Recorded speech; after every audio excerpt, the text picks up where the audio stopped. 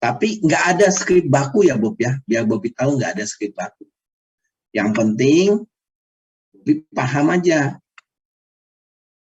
Saya kalau nge-zoom cuma slide ini aja Bob. Nggak ada slide yang lain Bob. Cuma slide ini sama tabel-tabelnya. Saya keluarin tabel. Ya. Dimulai dengan kata begini Bob. Bro, gue mau jelasin, ya mau sharing tentang piramida asuransi. Banyak orang nggak tahu piramida itu apa. Tapi beberapa orang awam bilangnya itu segitiga proteksi. Nah, apapun itu, hari ini gue mau sharing. Ya. Tapi gambar segitiga nih. Sebelum orang mau memilih asuransi, dia harus paham dulu nih segitiga proteksi ini. Jadi ternyata yang paling bawah adalah hospital and surgery cover atau perlindungan rumah sakit. Kan kita tahu ya, orang tuh pasti punya BPJS. Gue yakin lu punya BPJS. Itu yang pertama. Yang kedua, lu juga ada asuransi kantor. Tapi beberapa perusahaan, dia asuransi kantornya juga memakai BPJS. Jadi BPJS ini penting. Ya. Kenapa penting? Ya BPJS itu semua penyakit bisa dibayarkan. Tapi memang 2 tahun terakhir ini ada beberapa penyakit nggak di-cover sama BPJS. Tapi apapun itu, yang penting BPJS ini penting. Yang kedua, seseorang itu punya namanya asuransi kantor. Selama dia bekerja, ya dia akan aman karena dilindungi oleh kantor. Kalau misalnya dia pensiun, ya pertanyaannya apakah asuransi rumah sakitnya, perlindungan rumah sakitnya masih melekat di dalam diri karyawannya? Lu kerja, tanya ya Bob ya, lu sendiri kerja sampai usia berapa? Dia bilang pensiun. Begitu pensiun, kira-kira nih tunjangan kesehatan dari kantor masih menempel nggak di kita? Nanti dia jawab, ya enggak. Nah, banyak orang yang lupa. Penyakit itu lebih banyak sebelum pensiun atau sesudah pensiun? Tanya, Bob. Kalau dia jawab sesudah, artinya nomor 1 ini memang penting. Perlindungan rumah sakit. Kalau kita dalam keadaan lapang, mungkin kita nggak usah khawatir. Masuk rumah sakit ada duit. Tapi kalau kita dalam keadaan sempit dan harus masuk rumah sakit, pertanyaannya itu gimana? Hanya banyak orang ya sampai menjual aset, ya ngandalin sumbangan, bahkan minjem ke bank KTA. Lu sendiri udah nyaman belum dengan yang nomor 1 ini? Tanya Bob. Dia bilang, ya gue sih udah oke. Kayaknya gue udah oke deh, gue udah punya kantor oke. Walaupun nanti gue pensiun, gue harus mikirin paling gue pakai BPJS. Bobi langsung ngomong, gue juga sama pakai BPJS. Gue hari ini mau sharing apa yang dipunyai Prudential. Itu nggak Bu? Di Prudential punya yang tanpa limit, artinya S-charge, tanpa plafon. Kalau di kantor, lu cek deh, rata-rata mereka ada plafonnya. Ya. Yang kedua, lu cek deh, berapa plafonnya? Kalau lu nggak tahu, fatal. Beberapa perusahaan ada yang tidak di-cover semuanya, termasuk obat-obat. Di Prudential, tapi keluarin tabelnya. Di Prudential itu, kita hanya memilih di awal, mau 1 tempat tidur, atau 2 tempat tidur, 1 kamar. Jadi dalam 1 kamar itu, 1 tempat tidur atau 2 tempat tidur. Kita memilih dulu di awal. Selanjutnya, kita tinggal memilih mau di kawasan apa, Indonesia, atau Asia, atau seluruh dunia. Kalau gue pribadi, gue ngambil yang ini, yang 1 tempat tidur, dan Indonesia aja, cukup. Manfaatnya 15 miliar. Berapa? Manfaatnya 12 miliar ya? Dia bilang, menurut lu nih, untuk manfaat 12 miliar ini, kira-kira preminya berapa?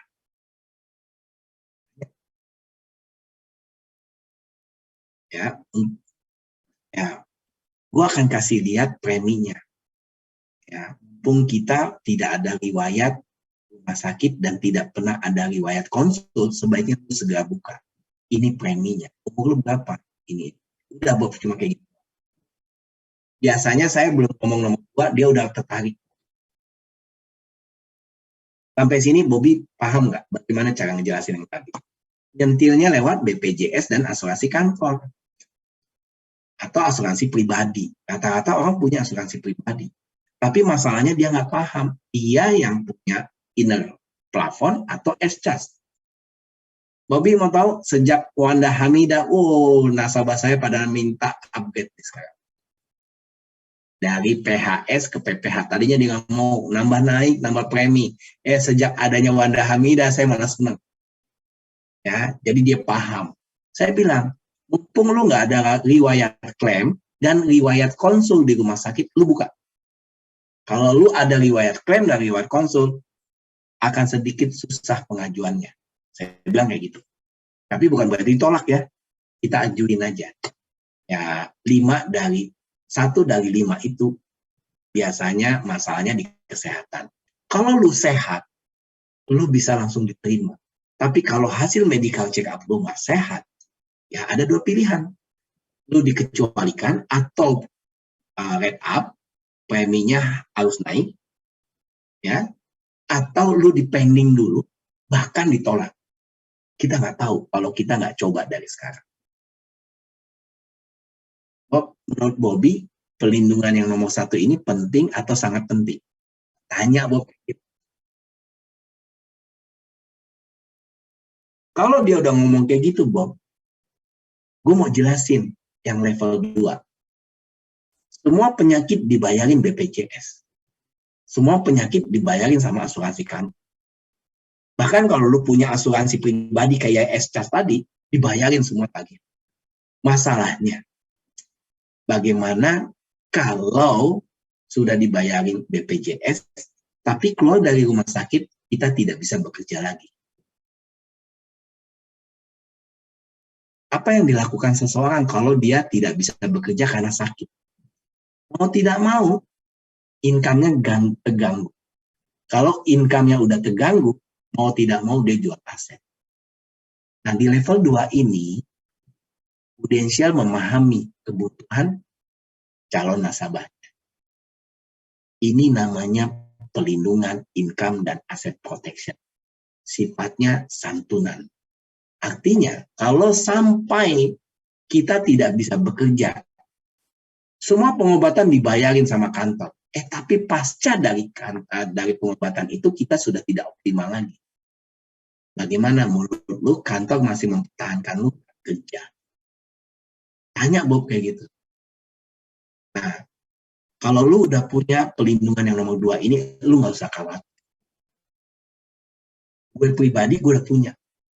Bagaimana cara hitungnya? Simple, Bob. Sekarang income lu berapa? Ya, anggap aja flat deh income lu 10 juta. Umur lu 35, lu pensiun 55, 20 tahun. 20 tahun lagi, lu harus ngejagain income lu ini. Nah, jadi kalau 10 juta, dikali 12, 120 juta, dikali 20, 2,4 miliar lu harus punya sebenarnya. Masalahnya lu nggak pernah ngitung selama ini. At least, minimal 1 miliar lu harus punya. Mulailah dari angka 1 dulu. Jadi kalau ada apa-apa dengan kita, terkena stroke, kanker, tumor, ginjal, atau penyakit kritis yang lainnya, sehingga kita tidak bisa bekerja, maka santunan itu turun. Nomor 2 ini, bro, penting bagi dia pencari nafkah utama. Apalagi kalau dia bekerja yang beresiko, naik kerja pakai motor, pulang kerja naik motor berjibaku dengan kontainer, itu wajib punya. Saya bilang kayak gitu. Ya. Nomor 1 dan nomor 2 ini sebenarnya nggak perlu. Kalau lu bisa menjaga kondisi kesehatan lu dan menjaga pola makan lu, nomor 1, nomor 2 gue akan bilang nggak perlu. Masalahnya lu rutin nggak olahraga. Masalahnya lu selalu menjaga makanan nggak? Yang tidak berlemak, yang tidak mengandung karbo, yang tidak mengandung minyak-minyak. Kalau lu bisa menjaga itu, aman. Nomor 1 dan nomor 2, nggak perlu. Masalahnya, ada nggak jaminan seperti itu? Kalau lu yakin nomor 1, nomor 2 ini nggak usah. Tapi, yang nomor 3 ini yang penting. Ya, selama masih ada orang yang menggantungkan hidupnya sama kita, nomor 3 ini penting. Bro, gue mau nanya dong, ada nggak sih orang yang masih menggantungkan hidup lu sama lu? Dia pasti jawab, adalah bini gue sama anak gue. Seandainya, ya, lu nggak punya namanya rekening jaminan warisan. Kira-kira nih, kalau sampai kita dipanggil yang Maha Kuasa, istri dan anak lu udah dibekalin apa? Tanya, Bob. Ya, nah, jadi nomor 3 ini penting selama ada orang yang menggantungkan hidupnya sama kita. Makanya perlu nih namanya rekening jaminan warisan. Bro, simple. Sama kayak tadi. Biaya hidup lu berapa? Kali 12, kali aja. Sampai lu pensiun, minimal itu lu harus punya.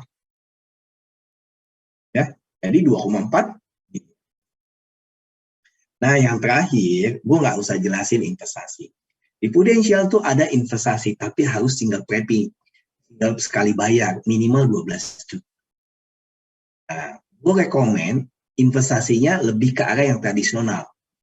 Ada namanya investasi pendidikan, yaitu cerah. Jadi lu nyiapin untuk anak nanti pada saat dia kuliah, lu nggak usah khawatir, uangnya sudah disiapin.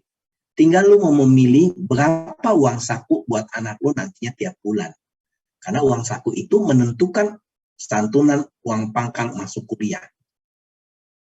Jadi kalau lu men-setting, gue pengen anak gue nanti kuliah, pegang setiap bulan 5 juta. Ya, 5 juta dikali 30 aja. Itulah uang pangkalnya, 150 juta. Bisa dong masuk kuliah dengan 150 juta. Nah, masalahnya bro, gue udah jelasin 4 hal ini. Ada orang menganggap ini penting, tapi dia tidak melakukan apa-apa. Yang kedua bro, level 1, nomor 2, level 1, 2, 3, 4 ini penting. Karena dia keterbatasan budget, dia do something. Yang terakhir, level 1, nomor 2, nomor 3, nomor 4 ini penting banget buat dia, dan dia tahu ini sangat-sangat berarti, dia akan melakukan apa aja untuk bisa mendapatkan level 1, level 2, level 3, level 4. Bro, gue harap lu yang nomor 1, lu bukan tipe orang seperti lu. Dari nomor 1, nomor 2, nomor 3, nomor 4 ini, lu lebih memilih yang mana? Udah Bob, gitu doang Bob. Kalau dia bilang, gue kayaknya nomor 1 dulu deh, gue penting nih. Udah Bobby tinggal keluarin tabel manfaat, tabel premi. Gue kayaknya nomor 2 deh. Ya udah Bobby tinggal keluarin tabel preminya untuk CCB. Nomor 3, Bobby keluarin tampilannya yang mana maunya Pucinta atau Lintem. Nah, Bobby tinggal ngomong, bro, kita ini ada 2 jenis. Yang pertama, unit link dan tradisional. Ya. Unit link ini bagus, fleksibel, nggak saklek. Kita bisa cuti premi, kita bisa merubah manfaat, kita bisa upgrade, bahkan bisa downgrade.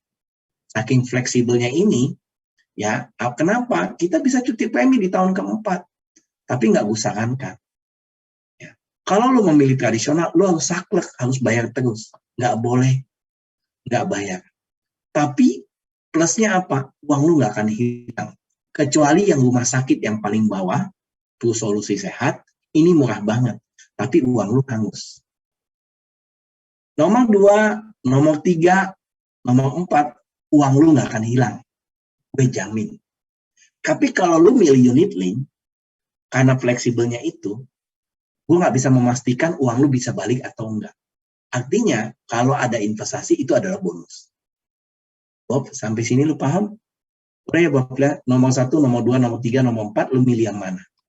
Nanti gue bantu cara buat investasinya. Boleh gue pinjam KTP lu sambil gue kasih tabel. Udah selesai Bob, cuma gitu doang. Nah, jadi Bob nggak harus mirip sama saya, tapi Bobby cerna dulu prinsipnya. Itu maunya saya, Apa Bobby jiplak tapi Bobby nggak paham. Yang penting pahami dulu. Nomor 1 ini fungsinya untuk apa, nomor 2 ini fungsinya untuk apa, nomor 3 ini fungsinya untuk apa, nomor 4 ini fungsi. Jangan dibalik, Bobby edukasi. Kalau segitiga ini saya balik, apa yang terjadi? Segitiga ini akan jatuh karena dia tidak fokus. Yuk, dong, pastikan dulu nomor 1, nomor 2, nomor 3 harus punya. Nomor 4 bonus. Tapi kalau lu punya anak, lu siapin dari sekarang untuk pendidikan anak. Udah, Bob, cuma kayak gitu dong, Bob. Itu mengedukasi. Ini saya versi panjang ya, Bob ya. Saya sengaja versi detil. Aktualnya saya nggak kayak gitu. Versi pendek, simple. Karena untuk membuat Bobby percaya, yakin, Bobby belajar, saya buat versi yang panjang. Bob, sampai sini paham nggak, Bob? Saya cuma segitiga ini Bobby gambar aja. Bobby buat aja